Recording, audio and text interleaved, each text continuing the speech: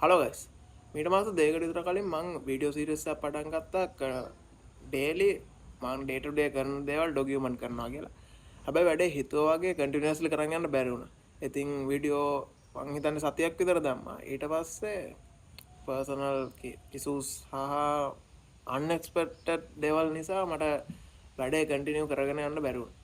right now almost end of the year, but මම හිතුවා ආය සීරීස් එක පටන් ගන්න කන්ටිනියස්ලි කරේ නැති වුණාට පොඩි හරි මොනාර වීඩියෝ එකක් දාන්න.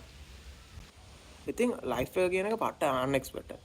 ඉතින් මං මාස දෙක තුනකට කලින් ප්ලෑන් කරපු ඒවා ඒ විදිහට මුනේ නැති වුණාට ඒ අන්එක්ස්පෙක්ටඩ් ලයිෆ් එක අන්එක්ස්පෙක්ටඩ් හින්දාම තමයි මං හිතන්නේ ඒක මෙච්චර එන්ජොයබල් කියලා. ඉතින් කොහොම හරි කරන්ට් සිටුේෂන් එක ගැන පට ග්‍රේට්ෆුල්. ඉතින් ගොඩක් දේවල් සිද්ධ වුණා. ගොඩක් ඉම්ප්‍රූව්මන්ට්ස් වුණා.